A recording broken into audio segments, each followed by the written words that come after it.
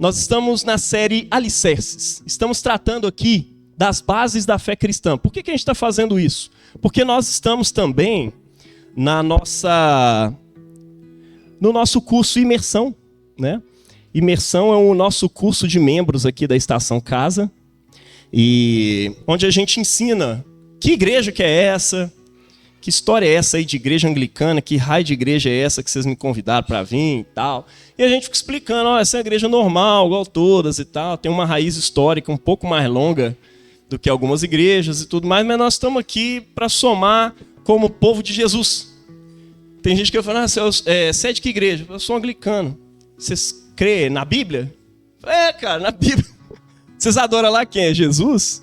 Cara, é Jesus. Isso acontece muito. É raro, né? Mas acontece muito. Meus irmãos, então a gente ensina no nosso curso de membros aqui, todo sábado às 18h30, a respeito dessa teologia, da identidade anglicana, da história dessa igreja. E nos domingos, quando está rolando imersão, a gente faz a série Alicerces. O que é isso? É o catecismo básico da igreja. Os ensinamentos básicos da fé cristã, que se encontram principalmente nessas fórmulas da oração do Senhor, que foi a primeira coisa que a gente tratou aqui, né? A oração de Jesus, o Pai Nosso que estás nos céus, né? Que a gente meditou sobre cada ponto do Pai Nosso. E depois, os 10 mandamentos que dizem respeito à ética cristã, a base da ética cristã, que se resume no final das contas ao amor, mas diante de um mundo que já não faz ideia do que é o amor, e tudo virou amor, e o amor já foi assim, transtornado num nível, o amor já foi transtornado num nível que já não é mais amor de acordo com as escrituras.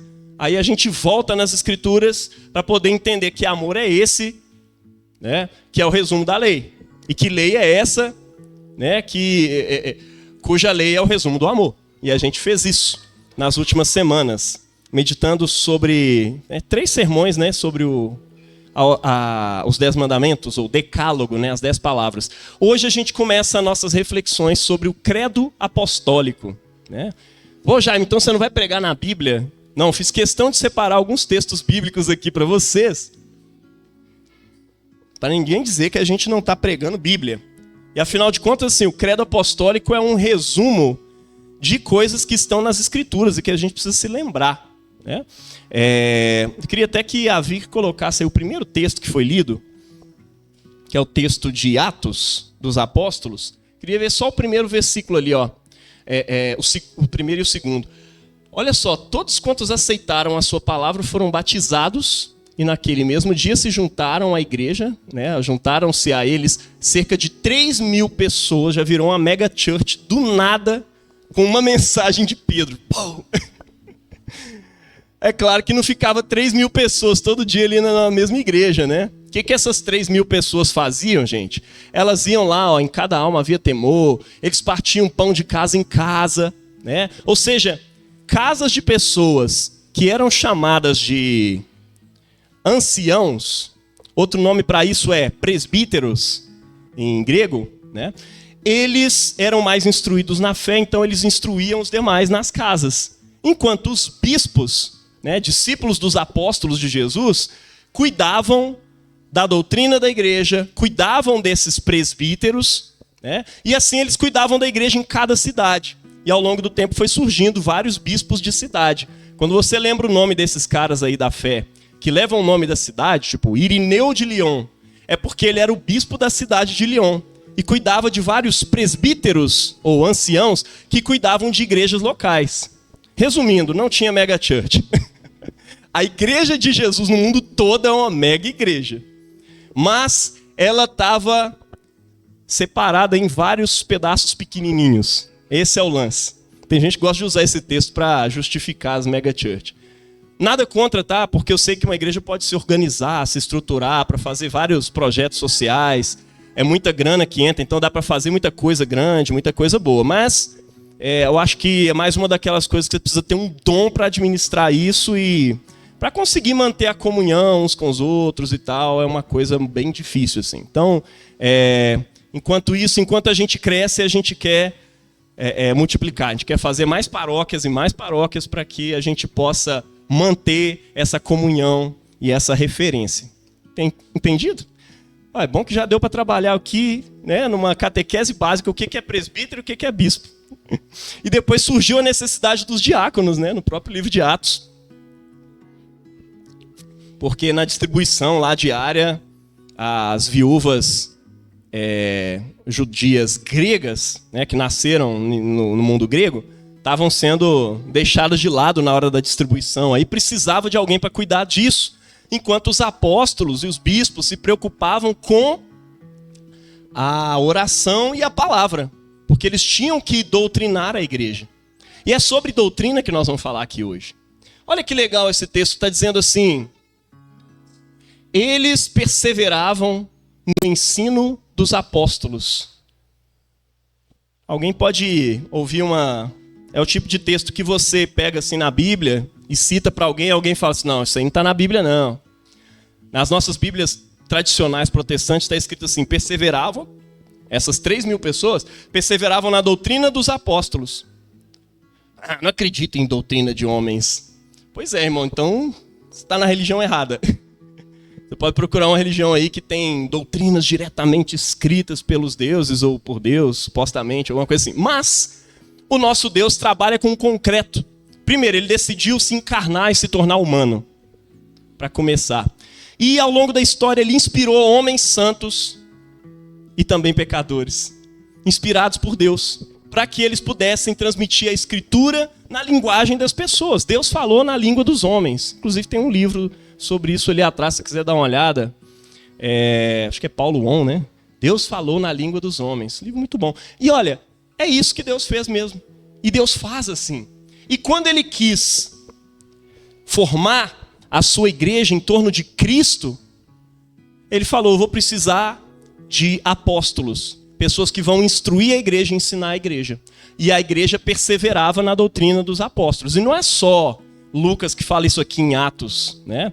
O apóstolo Paulo, ele vai dizer isso também, quando ele vai descrever a igreja, né? Ele fala que ela é fundada, olha que doido isso, né? Sobre o fundamento dos apóstolos e profetas. Poxa vida, mas não é Cristo? Sim, ele diz que Cristo é a pedra angular sobre a qual essas doutrinas, esses alicerces, esses fundamentos estão edificados. Mas o alicerce dessa igreja, os fundamentos dessa igreja, nós não podemos ter medo de dizer que são a doutrina dos apóstolos. É nisso que eles perseveravam, é isso que era o segredo. Tem gente que fala: qual que é o segredo? O segredo é perseverar no ensino dos apóstolos, confiando que eles estiveram com Jesus e eles estão nos transmitindo a palavra de Jesus.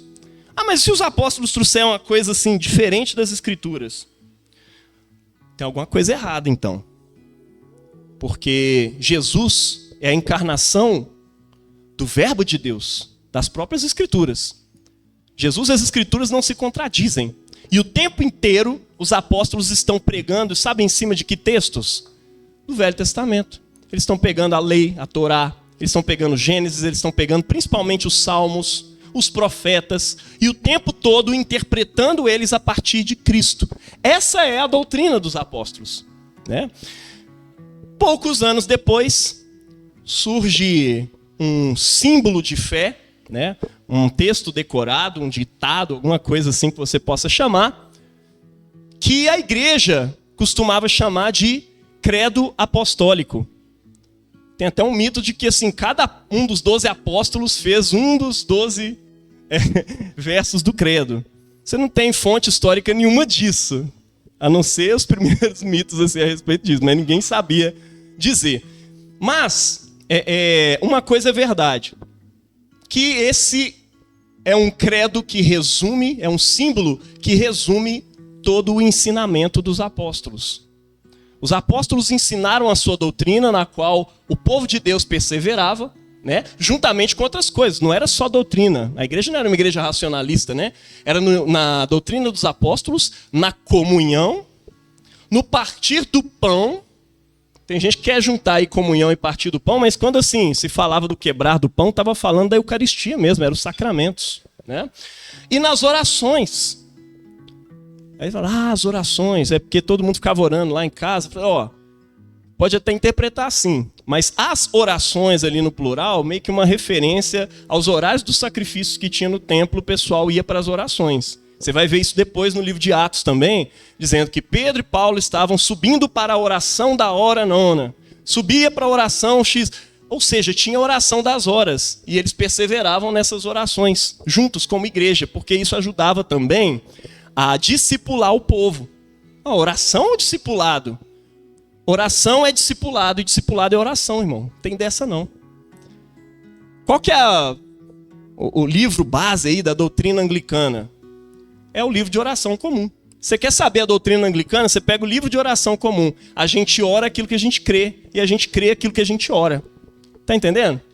Isso virou até frase de WhatsApp de algumas pessoas aí, né, Thaís? Lex credendi, lex orandi. Pois é. Mas é isso mesmo. A gente ora aquilo que a gente crê e a gente crê aquilo que a gente ora. Tá dando para entender até aí? Pois é. Então, eu trouxe esses textos exatamente para lembrar isso. E Jesus, ele clama a Deus, ele pede ao Pai para que nós fôssemos unidos nessa verdade. Vicky, você coloca o evangelho de hoje aí para nós? Não, o evangelho não, o texto de Timóteo. Olha que doido que Paulo fala com Timóteo aqui. Deste evangelho fui constituído pregador, apóstolo e mestre. Foi os chamados que Deus fez para o apóstolo Paulo. Por essa causa também sofro, todavia não me envergonho. Porquanto, sei em quem tenho crido e estou plenamente convicto de que ele é poderoso para guardar o que lhe confiei até aquele dia. É o que ele instrui Timóteo a fazer. Persevera com fé e amor em Cristo Jesus. O exemplo da sã doutrina que observaste em mim. Olha só que doido. Preserva, perdão, eu falei errado ali. Preserva com fé e amor em Cristo Jesus o exemplo da sã teologia que observaste em mim. Ou sã doutrina, outras palavras trazem tradição.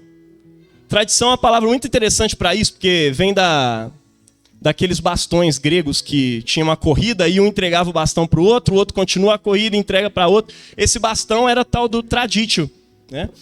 Da onde vem a palavra tradição, ou seja, aquilo que é transmitido para as gerações futuras, para os outros continuarem a carreira. Aqui o apóstolo Paulo está dizendo para Timóteo exatamente isso, né? Preserva com fé e amor em Cristo Jesus o exemplo dessa doutrina, dessa tradição que você observou em mim. Guarda o bom tesouro com a ajuda do Espírito Santo que habita em nós. O bom tesouro que ele está falando aqui é a própria doutrina cristã. Está dando para entender? A doutrina cristã é um tesouro que nós como igreja guardamos. E é por isso que poucos anos depois vai surgir essa coisa chamada credo apostólico. Você vai observar muito bem no primeiro texto, que não se encontra no Novo Testamento, mas que muitas igrejas na tradição usam por aí, que é a Didaquê, né? Que é a instrução dos 12 apóstolos. Você já vê ali o credo apostólico sendo trabalhado. Então, com essa introdução ao credo apostólico, eu gostaria de ir ao credo apostólico hoje com vocês. Amém? Chama aí para mim o credo apostólico. Bom, resumindo o que as Escrituras nos dizem, para que nós possamos ser unidos em Cristo Jesus e perseverar na unidade que Cristo faz com a sua igreja. Lembrando que é uma só fé. E quando a gente fala em fé católica, a gente não está falando fé da denominação católica romana. Não estamos falando da fé de uma denominação específica. Nós estamos dizendo que essa fé é católica. Católica não é nem só uma referência à igreja, mas que a fé que essa igreja guarda é universal. Daí vem o nome Igreja Católica, que surgiu muito antes do surgimento da Igreja Católica Romana, né? O nome de que a igreja era católica e que as nossas doutrinas eram católicas é porque todo o povo de Deus ao redor do mundo crê nas mesmas coisas. E isso aqui resume as coisas que o cristão ao redor do mundo todo crê. Se você não crê em algum ponto desse credo, aí nós temos uma discussão séria para fazer, porque, enfim, isso aqui resume o que todos os cristãos, ortodoxo, católico romano, presbiteriano, batista, todos os protestantes, tudo crê nisso aí. Aí fala, mas eu criei um novo tipo de cristianismo que não tem esse credo, a gente não acredita nele.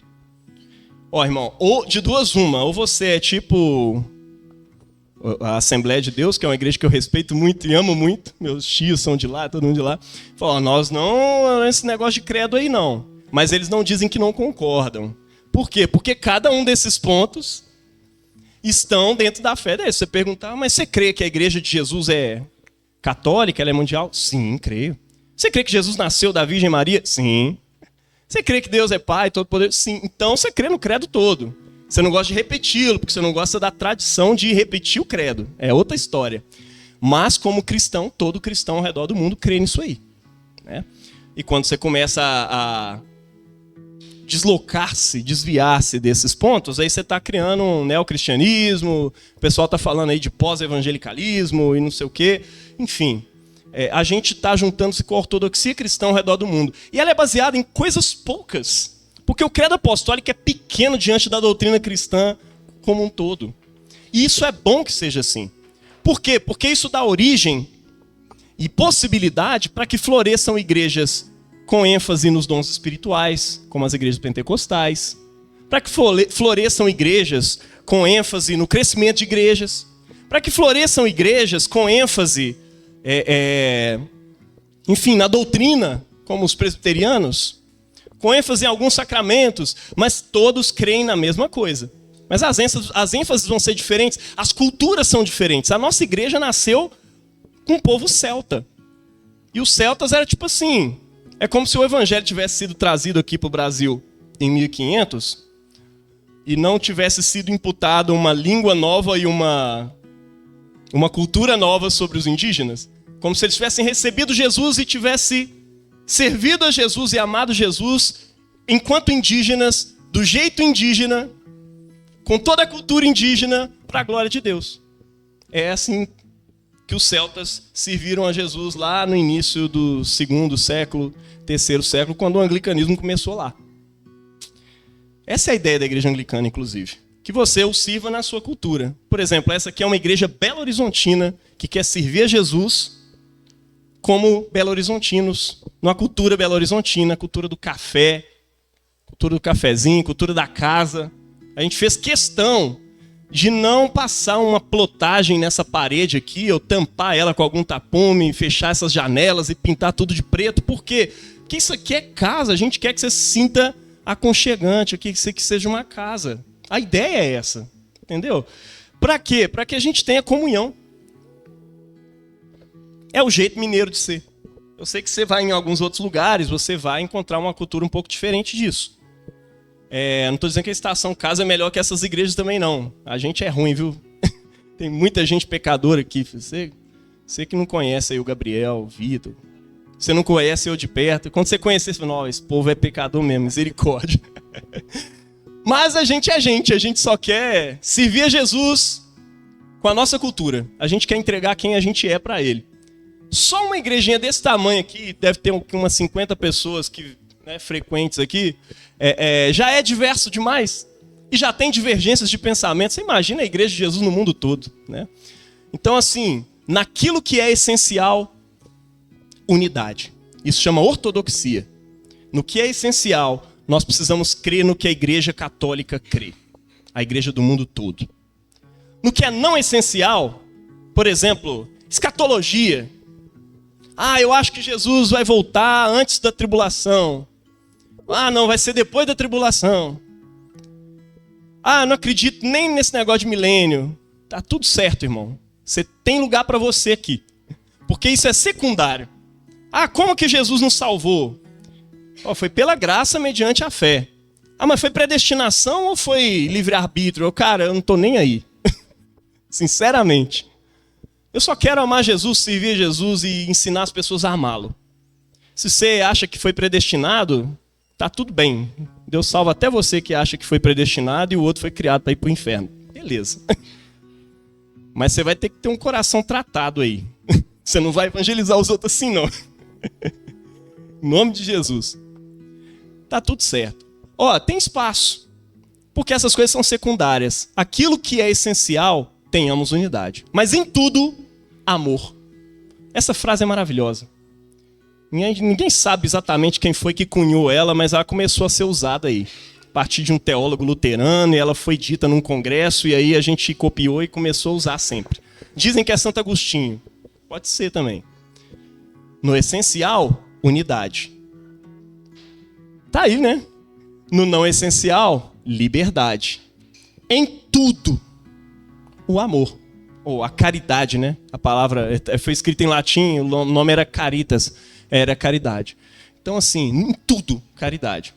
Tem gente que acha que a caridade é só para suportar as opiniões secundárias, né? Ah, tem amor com esses irmãos aí que não entendem muito igual você. Não, não. O amor é também para você defender a ortodoxia. Quando você vai defender esses pontos aqui, que são essenciais para todo cristão crer, você também precisa defendê-los em amor. Porque muita gente não vai crer igual você e você vai ter que respeitar. E vai ter que amar. Amém? É isso. Creio em Deus, Pai Todo-Poderoso, Criador do céu e da terra. Cara, esse credo resume o que Jesus nos ensinou.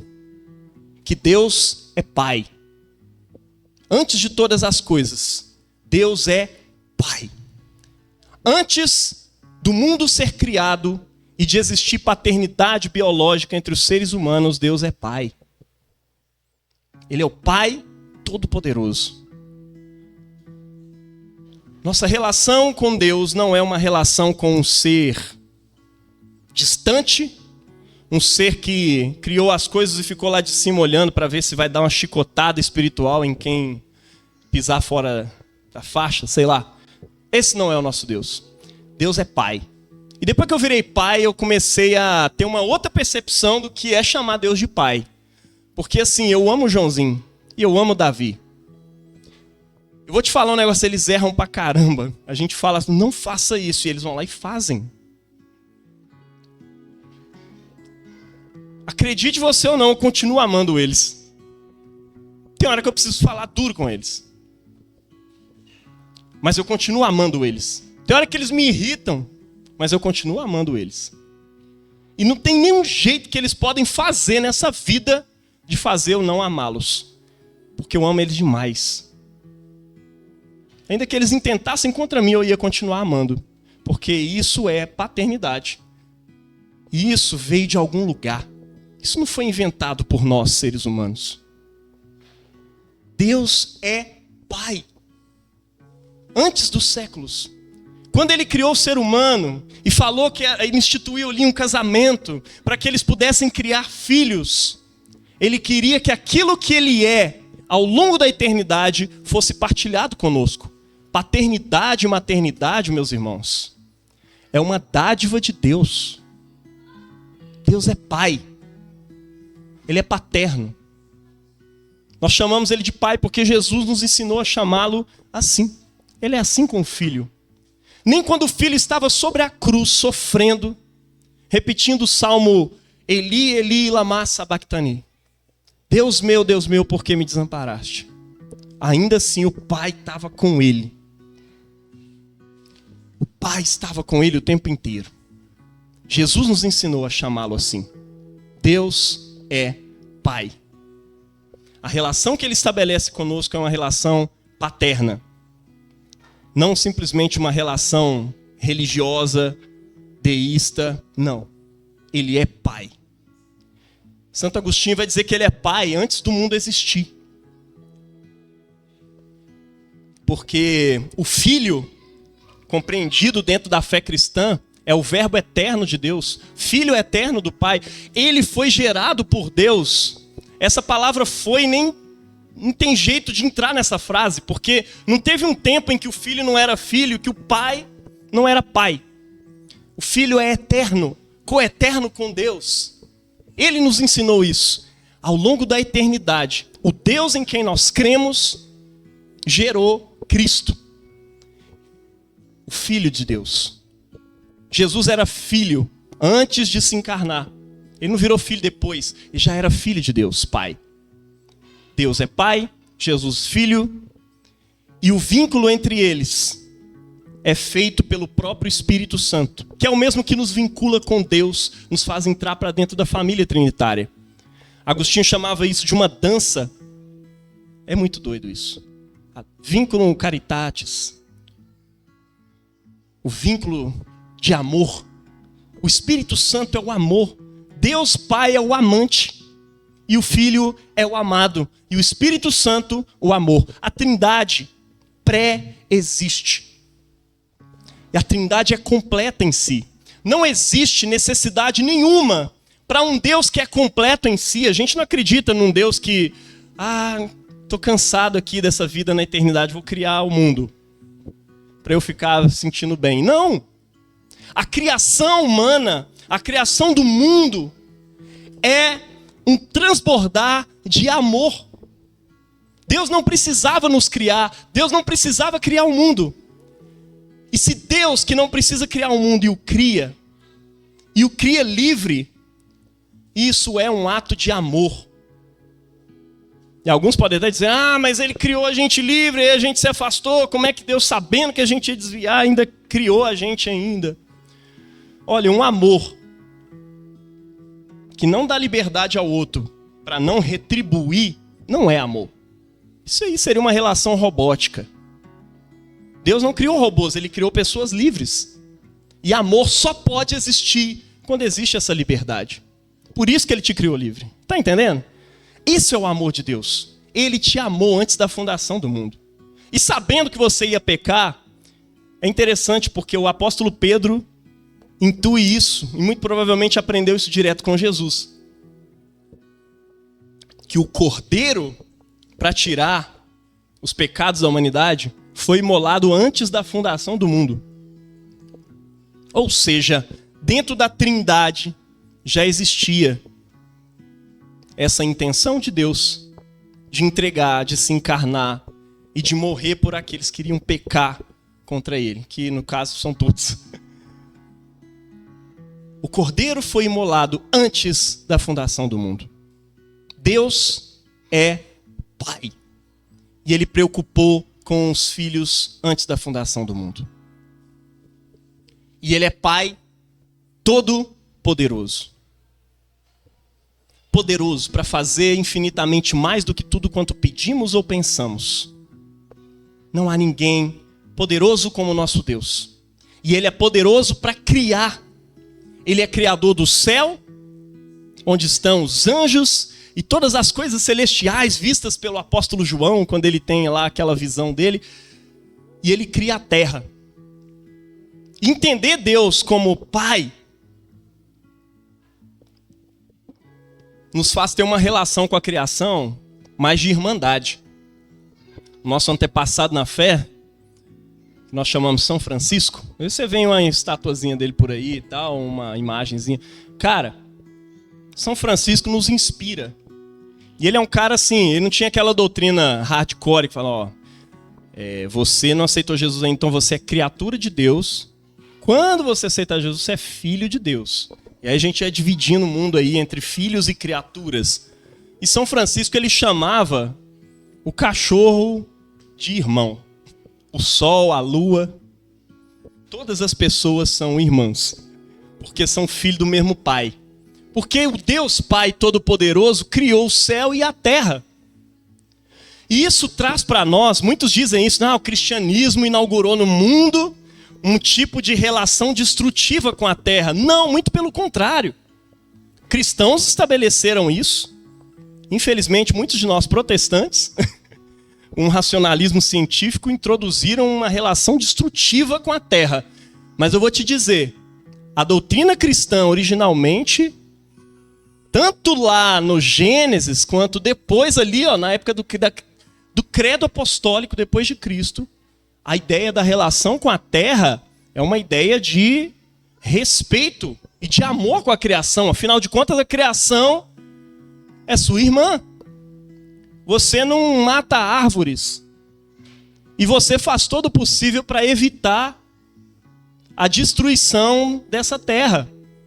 Se você age desrespeitando isso, tô nem aí para isso, você está esquecendo um ponto essencial da fé cristã, que diz que Deus é Pai, Criador do céu e da terra. Imagina. Meu menino fica muito invocado quando ele cria lá uns negócios dele. Aí a gente passa sem querer e tropeça. Ele fica doido. E a gente fica muito invocado. Você lá construindo seu castelinho de cartas, assim, do nada o menino chega lá e pá. Ou a Priscila, né, uma artista, tá lá pintando, aí vem um menino, sua mão suja de tinta e pá, mete a mão na pintura. Você fica invocado com uma coisa dessa. Imagine Deus, Pai, Criador do céu e da terra. Vai lá você. Eu vou fumaçar isso aqui tudo. Vamos queimar mesmo. Aí tem um irmão lá gritando, irmão, tem que pensar nos direitos humanos. Direitos humanos. É para humanos direitos. E aí você começa a rejeitar tudo isso e você não está nem aí. Irmão, tem uma população no nosso Brasil que que sofre muito mais do que a outra. É o povo negro. E quanto mais negro, mais sofrimento estatisticamente. Aí você é o cristão que chega lá. Mas eu conheço um que é ricão ali, não sei o quê.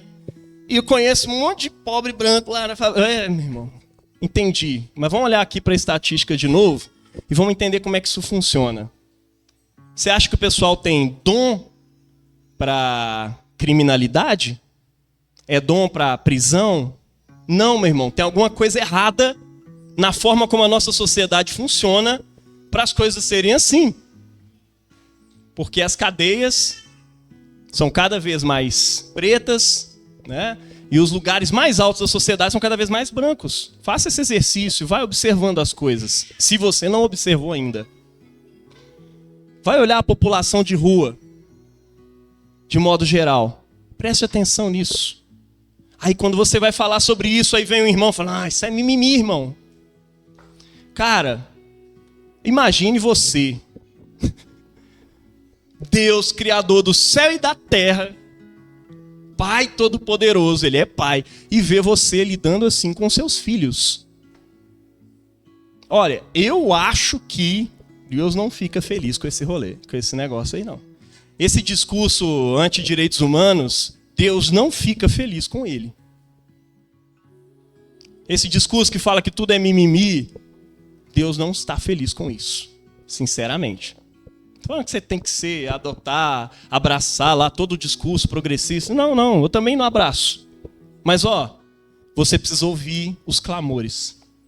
John Stott, alguns conhecem ele, né? Muitos não sabem nem que ele era anglicano. Ele escreveu sobre isso, um livro inteiro sobre isso. Ouça o Espírito de Deus, ouça o mundo. Aprenda a ouvir o mundo. Esteja com o seu ouvido aí direto nos clamores desse mundo e você vai ver coisa. Muito importante que nós, como igreja, precisamos atentar. Afinal, nós cremos num Deus que é Pai, Todo-Poderoso e Criador do céu e da terra. Sua relação com ecologia precisa mudar a partir de hoje. A sua relação com direitos humanos precisa mudar a partir de hoje. Sua relação com os animais precisa mudar a partir de hoje. Um dia, minha cachorra foi atropelada e eu fiquei pensando como eu fui criado, né, ao longo da minha vida. Era só um vira-lata, foi atropelado aí e tal. Vamos deixar assim, dar ração, dar água. Se morrer, infelizmente morreu, né? Aí veio um irmão da igreja.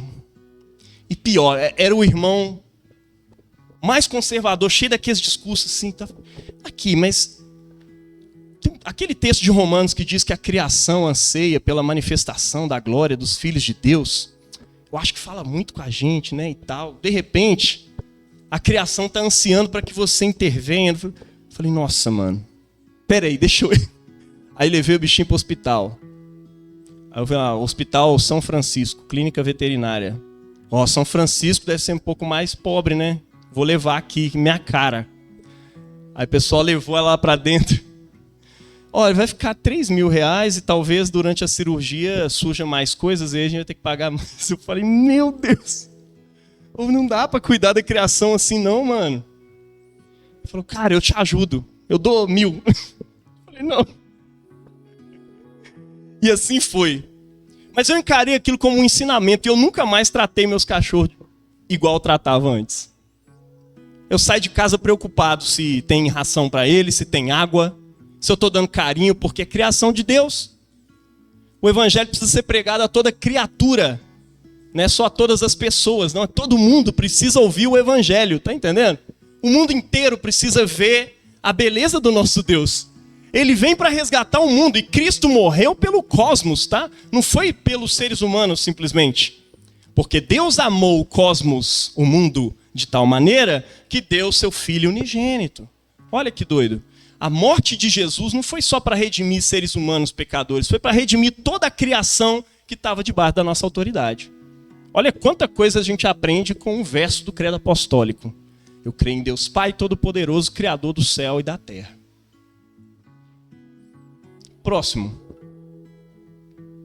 E creio em Jesus Cristo, seu único Filho, nosso Senhor. Ah, mas não é o único filho, a gente não é filho também e tal. Olha, você é filho e filha em Cristo. Porque quando você está em Cristo, você também é filho e filha, e Ele olha desse mesmo modo para você. No batismo, Jesus foi proclamado Filho de Deus. Este é o meu Filho amado em quem me comprazo. É assim que Deus olha para Ele. E no seu batismo, talvez quando você era lá uma criancinha, ou talvez depois, se você cresceu, você foi batizado, Deus olhou para você como eu olho para o João e falou: esse é meu filho amado em quem eu tenho muito prazer. Essa é minha filha amada em quem eu tenho muito prazer. Deus tem prazer em você. Mas você é filho no Filho. Ele te convida a ser um com Ele. É claro, Jesus é aquele por meio de qual toda a criação foi criada. Por isso São Francisco chamava todo mundo de irmão mesmo. Mas existe um convite em Cristo para que nós sejamos regenerados. E nos tornemos filhos num sentido muito estrito em que Cristo dizia: vocês se tornam filhos do vosso Pai Celestial à medida que vocês obedecem o vosso Pai Celestial. Assim vocês se tornam filhos de Deus. É quando ele fala sobre amar os inimigos. Amem, vocês ouviram o que foi dito, né? Ame os seus próximos, ame o seu próximo e odeie o seu inimigo. Não é assim? Mas eu, porém, vos digo: amem os seus inimigos e orem pelos que vos perseguem. Assim vocês vão se tornar filhos do vosso Pai que está no céu. É filho ou não é filho, né? Existe um paradoxo aí. Jesus já tinha falado que era filho, mas aí ele está falando que eu preciso me tornar filho. Sim, você se torna filho do Pai Celestial nesse sentido, de ser imitador do Pai. À medida que João vai fazendo coisas parecidas com as minhas características, todo mundo fala: ó, é filho do Jaime mesmo, né? Ou tá virando filho do Jaime mesmo. É interessante isso. Jesus te convida a ser filho de modo muito mais profundo, estando nele, estando em Cristo, que é o único Filho de Deus. É aquele por meio de qual Deus criou toda a criação. Mas não somente isso. O credo também nos fala da encarnação. Ele foi concebido por obra do Espírito Santo. Concebido por obra do Espírito Santo e nasceu da Virgem Maria. Engraçado que o termo Virgem Maria existe antes da discussão sobre a virgindade perpétua de Maria, entrar lá na discussão teológica e tudo mais, já se falava o termo Virgem Maria. Principalmente para enfatizar que era uma virgem. E essa menina deu à luz a salvação do mundo. É o que a gente celebra no Natal, a encarnação do Verbo. Ele foi concebido neste mundo. E o credo nos lembra disso exatamente para a gente não achar que Deus é uma coisa distante, é uma ideia que a gente precisa botar na cabeça e viver a partir dela. Não. Peraí, não é uma ideia. Jesus é o próprio Deus encarnado mesmo nesse mundo. Ele nasceu concretamente do ventre da Virgem Maria. Mas nascer de uma virgem é uma coisa impossível. E isso nos mostra que a nossa salvação é única e plenamente providenciada por Deus. Não existe outra forma de ser salvo, a não ser por uma ação direta do próprio Deus. Foi Ele que nos salvou em Cristo Jesus. Tem gente que foi procurando assim a graça em outros momentos, mas esse é um momento crucial da graça. Maria ter dado à luz sendo virgem é graça de Deus manifestada nesse mundo. Tá dando para entender isso? Foi providencial. Foi milagre. Eu e você podemos ser salvos pela encarnação do Verbo nesse mundo porque nos desviamos. Como filhos pródigos, ainda filhos. O Pai está nos esperando porque Ele quer reconciliação. E para que isso aconteça, Ele envia o seu Filho para se tornar humano como nós. Jesus é perfeitamente Deus, perfeitamente homem. E é a ligação perfeita entre nós e Deus. Pode passar, Cairo. Padeceu sob o poder de Pôncio Pilatos. Poder é interessante aqui. Pôncio Pilatos é poderoso. Ele é o poderoso do seu tempo. Ele era a representação do imperador ali naquele pedaço da Judéia. Jesus padeceu sob o poder dele. Sabe por quê? Porque poder da perspectiva cristã, de acordo com Jesus, é amor, é serviço. Ele falou assim, olha, os tiranos desse mundo governam sobre eles pela força, pelo poder, pela imposição. Entre vós não vai ser assim. Entre nós, no reino de Deus, o maior é aquele que é servo de todos. Eu te pergunto, existe alguém mais servo do que Jesus? Meu irmão, na cruz do Calvário, Jesus prestou pela humanidade o maior serviço que jamais poderia ter sido prestado por nós. Como um cordeiro perfeito, sem defeito, ele se entrega até a morte e morte de cruz, para que eu e você pudéssemos ser salvos. Ali ele adquire o seu poder.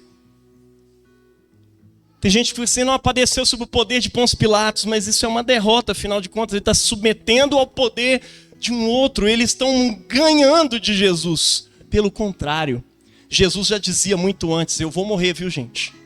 Eles vão matar o Filho do Homem, eles vão crucificar o Filho do Homem, e os discípulos fazem de tudo para não entender isso de modo literal. E Jesus falou, isso vai acontecer. Padecer sob o poder de Pôncio Pilatos faz parte do que é se tornar a mais alta autoridade dentro do reino de Deus, que é o nosso Senhor Jesus Cristo. Está entendendo? Jesus se submeteu a isso. Foi crucificado, morto e sepultado. Desceu ao Hades. Esse finalzinho desceu ao Hades é uma forma de dizer assim, bateu as botas. Porque tem gente que fala, morreu, mas está vivo. Morreu, mas passa bem, né? Não, Jesus morreu mesmo. Descer ao Hades, né, na linguagem mitológica daquele tempo, o Hades era o lugar para onde iam os mortos. Então ele está dizendo, olha, Jesus morreu e morreu mesmo, mortinho da Silva, né, e desceu ao Hades. Mas, pode passar, ressuscitou ao terceiro dia. Subiu ao céu e está sentado à mão direita de Deus Pai Todo-Poderoso, de onde há de vir a julgar os vivos e os mortos. Não como aquele impositivo, afinal ele está do lado do Deus Pai Todo-Poderoso, sobre quem a gente refletiu antes. Ele é filho desse Deus Pai. Ressuscitou ao terceiro dia. A morte não o pôde conter. A ressurreição de Jesus é a base da nossa ressurreição. Por isso que o credo vai dizer depois, creio na ressurreição da carne, ou na ressurreição do corpo. A ressurreição de Cristo ao terceiro dia. Veja, alguém que está no tempo e na história, onde existiu alguém realmente, se você pesquisa na história, você encontra lá Pôncio Pilatos, né? Como o cara que estava lá representando o imperador romano na Judéia, né? Estão lá, isso está localizado historicamente. Os pés de Deus foram fincados na terra. Mas ele ressuscitou ao terceiro dia. E quando você entende que isso aconteceu no tempo e no espaço, datado, você olha para isso e diz, cara, eu preciso crer que esse Jesus também ressuscitou no tempo e na história. Ressuscitou dos mortos. aquelas coisas sobre a ressurreição, sobre um mundo novo, uma nova criação que está escrito nos profetas, começou a acontecer agora no corpo de Cristo. Que foi feito, que nasceu da Virgem Maria, que carrega a materialidade, a corporalidade, a carne desse mundo. Morreu, mas ressuscitou. E com ele, aqueles que estão nele por meio do batismo também são ressuscitados.